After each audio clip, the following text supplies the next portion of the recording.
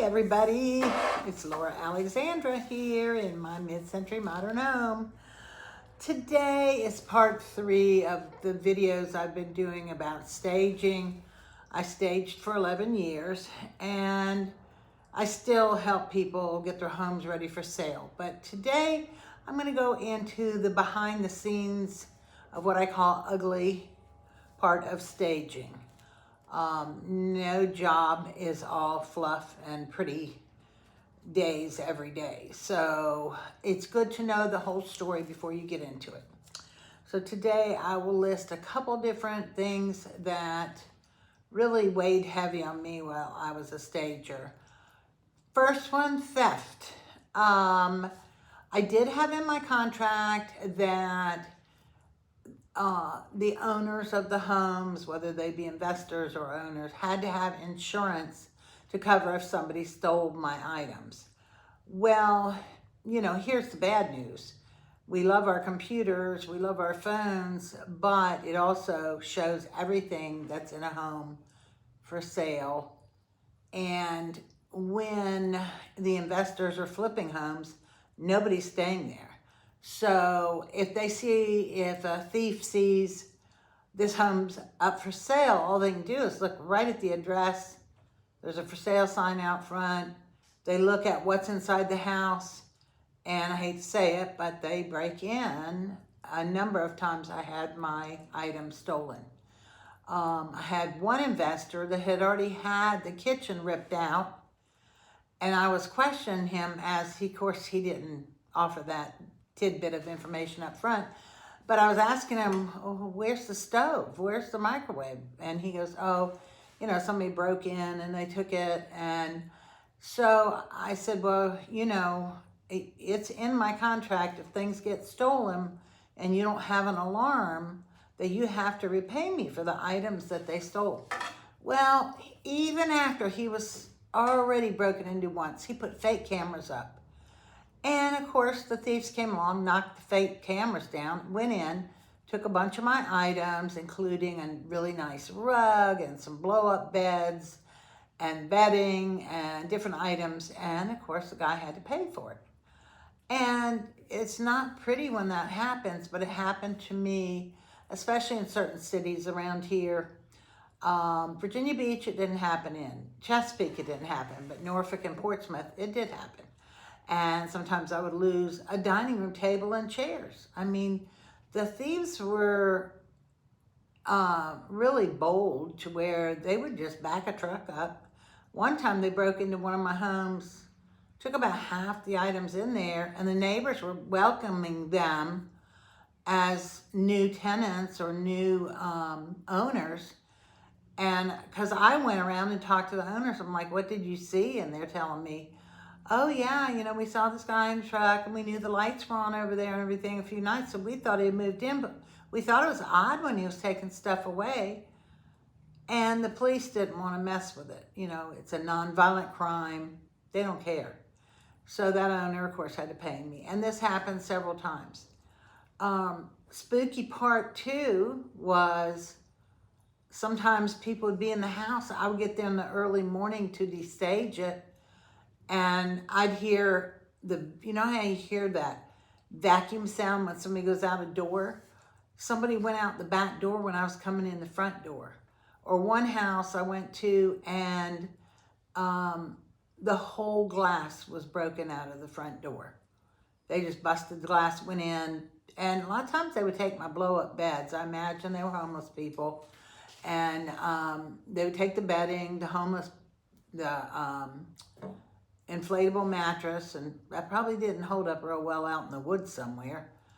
But, this is what happens. So the internet is good and it's a curse also, because they can just pick through and go, oh, look at what that house has. And, I'm sure they test to see if the alarm starts ringing. If it doesn't ring, they're just like, well, fine, we'll bust a window open and get in there. So that's really a bad part of staging. Another, I would say the worst thing of staging is movers. You can't afford the really good high-end movers because first of all, they don't want to mess with you. They want the big jobs. They want those $1,000 or $2,000 jobs. And of course we can't pay that. We're short moves. But we are 4 or 5 times a week once you've got a good business going. And I would get a decent mover, and then because he was decent, he would start getting more business, and then he would relegate some teenager to move me. And I talked to him about that. I'm like, I really want you to be the one that moves me because you keep my stuff nicer. And I ended up, he couldn't do it. He was too busy. So you end up with these very low-end movers. They're advertising on Craigslist or Marketplace, move you for blah, blah, blah. And boy, do you go through it. I've had them go to houses and steal items from the investors or the homeowners. One of them took a whole roll of fencing and put it in the truck. And the person that owned the house noticed it right away. And I asked my mover guy, oh, he said, I thought it was just extra. You don't take anything. You don't ever take anything out of somebody's yard without permission. Or if it's at the road going out for garbage, that's a different thing. I've had movers sick, hungover, throwing up on the side of the house. I'm sure I don't even want to know all the other stuff. But it was hard, and at times I thought, well, maybe I need to start my own moving company. I need to have my own moving guys. But then that's like a whole nother business, and then the kind of people you're going to attract, it's not that worth the headache. So I just had to do the best I could with who I had. At the end, I did have a better mover. I had to pay him more, of course. I started out way down here and ended up way up here. But the other bad thing about moving is your furniture is not meant to be mobile. So it takes a toll. It takes a wear and tear on your items. I don't know how many times I had to fuss about them not putting heavy things against my canvases to protect them. And, I'd end up with holes gouged in things, legs falling off couches. I had one house I went to, I'm like, where's the leg? I had a 3-legged couch. Not good. Won't win any races for sure. But they were just like mystified. Oh, I don't know. So my last mover, he would check to make sure legs were screwed on tight. Anything that seemed wobbly, he was tightening up because they keep tools on the truck typically. So that was really, really hard watching your items get damaged and scratched and punched holes in or glass broken. And these are not things you see in videos. You see I make homes beautiful. Well, this is the behind scenes truth. And I just want you all to know it. If you're considering going into the business, know what you're getting into. I loved being a stager. I loved helping people sell their homes. But there were sections of it that I definitely had not thought about until I got into the business. So this is the bad, the ugly, as I say.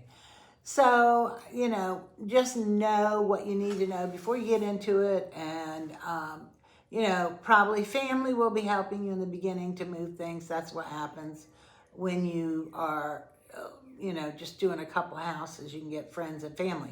But once you're a business, you need to have a good mover.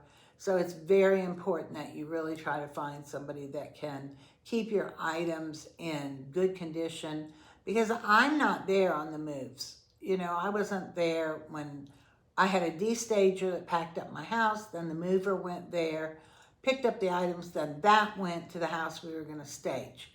So, once you're bigger in the business and you've got more going on, it's not like you can check every single thing.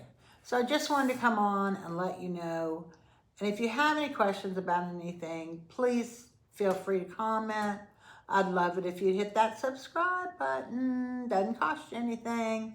And you're helping me build my business on YouTube so that I can bring you all kinds of the facts. And I'm also showing my mid-century modern home and my artwork.